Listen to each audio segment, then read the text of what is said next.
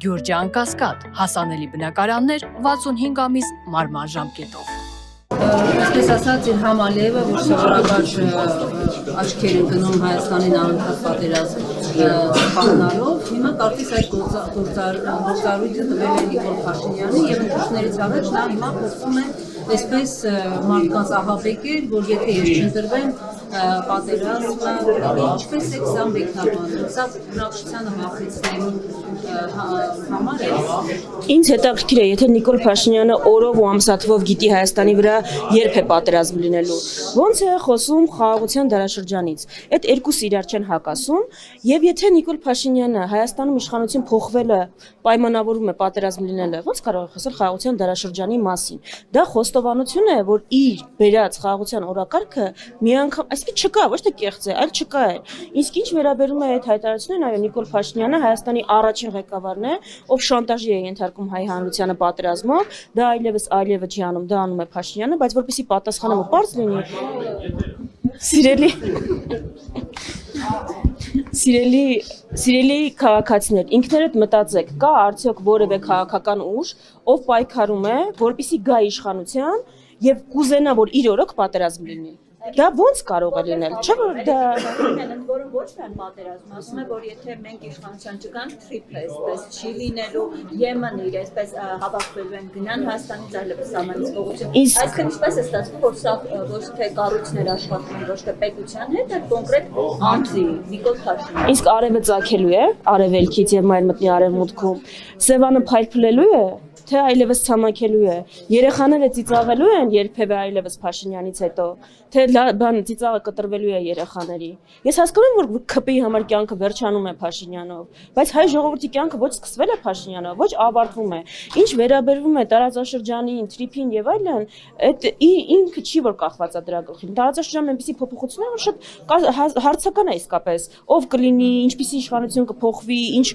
պրոյեկտները, որոնց շուրջ պայմանավորվածություն ձեռք բերվել են, կմնան թե չէ, ու դա է ամբողջ հարցը, որ չէր կարելի ժողովրդին գալ ասել, որ ԱՄՆ քանի որ մի նախագահի անունով մենք պրոյեկտ ենք արել, դա հավերժ է, դա դարերի համար է, որովհետև այսպիսի իրավիճակներ կարող են լինել, բայց կյանքը կներեք, կյանքը Փաշինյանից առաջ կար, Փաշինյանից հետո ոչ թե շարունակվելու, այլ ավելի լավ կյանք է լինելու, ինչպես կար ավելի լավ կյանք իրենից առաջ։ Ջիգի Մարտանյան, տեսեք ինքը դաշտը բաժանել է երկու մասի, այդ խաղաղություն բերողը եւ խաղաղության պատերազմ բերողների ուժերը եւ ընդդիմադիրների ընտրությունը համարում է պատերազմ բերելու այսպես հրամայական իր խոսքը երևի այդպես ընկալենք։ Սա նախընտրական այս շրջանում եւ ընդհանրապես ընտրությունների վրա կարտի, այսինքն հանրությունը իսկապես կհասկանա, որ եթե Փաշինյանը չեղավ, վերջ, ուրեմն պատերազմը ավելի ծանր է լինելու, քան 44 օր, ինչպես ինքն ասում։ Հանրությանը մենք պիտի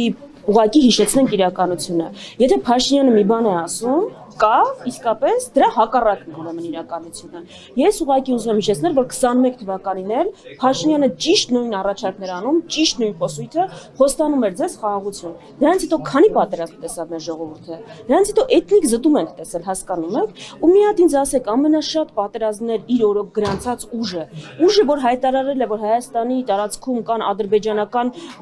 հողեր, որոնք գտնվում են հայկական վերահսկողության տակ։ Ոնց կարող է խոսել խաղաղությունից ու մեղադրել օրինակ ուժի Հայաստան Դաշնքի պարագայում երկրորդ նախագահ դաշնակցություն, որոնց կառավարման տարիների պատերազմ չի եղել ու միակ ղեկավարն է, որ չի եղել։ Ոնց կարող է այդպեսի բան լինել։ Նիկոլ Փաշինյանը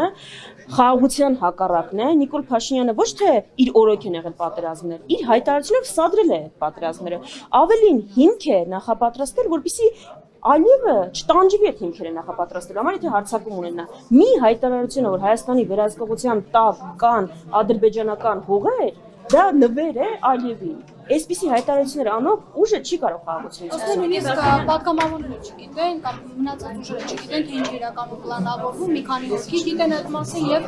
կենտրոններ կան, որոնք տեքստերը տալիս են, իրենք էլ կրկնում են չիմանալով պատերազմի նախապատրաստում։ Հասկացա, ԿՊ-ի ներքին կյանքն էր պատմում։ Հասկացա, ԿՊ-ում այդպես է ոնց հասկացա, մի քանիսը գիտեն, երևի ինքը Ռուբեն Ռուբինյան, Ալեն Սիմոնյան եւ այլն գիտեն ինչ է սպասվում, մնացածին են տենց անակնկալ են մատուցում։ Չէ, մեր մոտ այդպես չի, մենք գիտենք ինչ համար ենք պայքարում եւ գիտենք յուրաքանչյուր մեր հայտարարության արժեքը ու զգում ենք պատասխանատվություն, դրա համար ընտրում ենք բառերը, չնայած ընդդիմություն ենք ու ավելի երկար ենք ընտրում, քան իշխանությունը, ով ներվային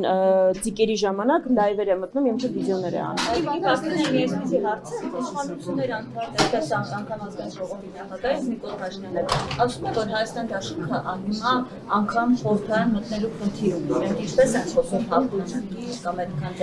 Ես տենց էլ չհասկացա, վերջի Հայաստան դաշինքը խորհրդարան մտնելու խնդիր ունի, թե Հայաստան դաշինքը հաջորդ իշխանությունն է, որից բանը զգուշացնում են ժողովրդին, ասում են Գյումրի 2 ուզում անի։ Հիմա մենք Գյումրի 2 ենք անելու, թե խորհրդարան չենք անցնելու։ Մի հատ կարող են կողմնորոշվել։ Եթե Հայաստան դաշինքը խորհրդարան չի անցնում,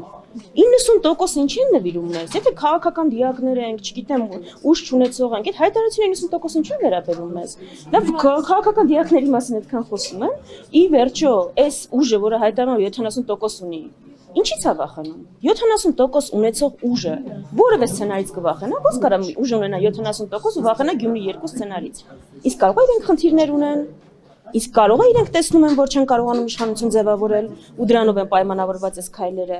Իրենք հիմա արդեն իրենց նախընտրական պլատֆորմը անցել են մեր նախընտրական պլատֆորմի կատարմանը։ Այն ծրագրերը, օրինակ օրենսդրական, որ բերել ենք ազգային ժողով, իրենք համոզել են, որ դա պետք չի անել, հիմա խոստանում են, որ կանեն, օրինակ թոշակների ինդեքսավորումը։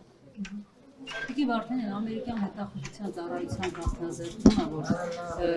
ըստ էության ամերիկացիներն են ասում, որ սահմանադրության փոփոխությունը Ալիևի պահանջն է եւ ասում են, որ ամեն դեպքում, եթե հանրաքվե լինի, շատ խնդիրներ են լինելու, այսինքն ակնարկում են, որ այն չի անցնելու։ Ըստ էության ամերիկացիք արդեն արձանագրում են, որ դա Ալիևի պահանջն է եւ սևով սպիտակի վրա այս այլևս Հայաստանում ընդդիմությունը չի ասում, այսինքն ամբողջ աշխարհը ասում է, որ Ալիևն է պահանջում սահմանադրություն փոխել։ Ես այստեղ մի հատ կարևորագույն բան եմ ուզում ասել։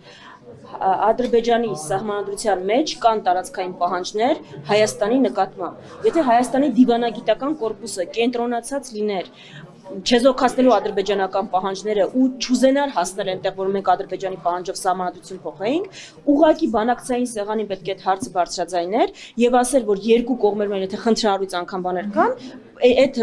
պահանջները ուղղակի դեկլարատիվ են, արտահայտված են հռչակագրում, կարող են այդպես էլ մնալ սահմանադրությունում եւ այդպես էլ մնալ որևէ փոփոխություն չկա։ Եթե իրենք տեսնում են խնդրահարույց, նույնչափ խնդրահարույցը նաև Ադրբեջանին է ու այդ դեպքում Ադրբեջանել պիտի փոփոխի։ Բայց քանի որ իրենք նպատակ չեն ունեցել չեզոքացնել